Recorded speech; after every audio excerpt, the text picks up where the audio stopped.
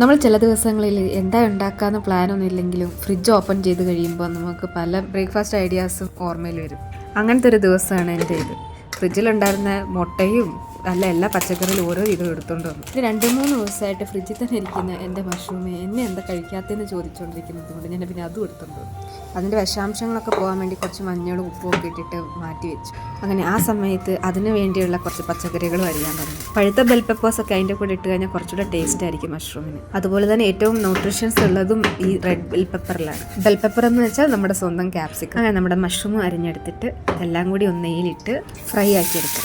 അതിൻ്റെ കൂടെ കുറച്ച് ആവശ്യത്തിന് ഉപ്പും പിന്നെ കുരുമുളക് പൊടിയും മഞ്ഞൾപ്പൊടിയും ഒക്കെ ഇടാറുണ്ട്. വേറൊരു മസാല ഞാൻ ആഡ് ചെയ്യാറില്ല. ഇത് മാത്രം നമ്മുടെ വേറൊന്നും അറിയില്ലല്ലോ. എന്നാൽ അത് വേകുന്ന സമയത്ത് നമുക്ക് നമ്മുടെ ദോശ ഉണ്ടാക്കാനുള്ള പരിപാടി വെക്കാം.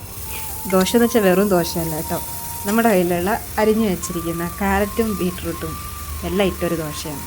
കുറച്ച് നെയ്യൊക്കെ ഇട്ട് അതിൻ്റെ മുകളിൽ ക്യാരറ്റും ബീട്രൂട്ടും ഒക്കെ ഒന്ന് വെതറി കൊടുക്കുക. പിന്നെ കുറച്ച് ചീസ് ഇട്ടിട്ട് അടച്ച് വെച്ച് കഴിഞ്ഞാൽ സംഭവം റെഡി. പിന്നെ അത് കുറച്ച് പ്രസ് ചെയ്ത് കൊടുത്തു കഴിഞ്ഞാൽ നമുക്ക് തിരിച്ച് മറിച്ചിട്ടിട്ട് അവിടെയും കൂടി ഒന്ന് ഫ്രൈ ആക്കി എടുക്കാം. അങ്ങനെ ദോശ ആവുന്ന സമയത്ത് നമുക്ക് ഞാൻ അടുത്ത പരിപാടി നോക്കാം. ചായക്ക് പകരം ഇന്ന് ഞാൻ ഉണ്ടാക്കുന്നത് ഡാർക്ക് ചോക്ലേറ്റ് ഇട്ട ഹോട്ട് ചോക്ലേറ്റ്. അതിൻ്റെ കൂടെ കുറച്ച് പ്രോട്ടീൻ പൗഡർ ഇടുന്നുണ്ട്. അതും കൊക്കോ പൗഡറിൻ്റെ തന്നെ ഫ്ലേവറാണ്. അതിൻ്റെ മുകളിൽ കുറച്ച് വാനില ഐസ്ക്രീം കൂടി ഇട്ട് കഴിഞ്ഞാൽ സംഭവം സെറ്റ്. അങ്ങനെ പിന്നെ ഇന്നത്തെ നമ്മുടെ ബ്രേക്ക്ഫാസ്റ്റ് റെഡി ആയിട്ടുണ്ട്.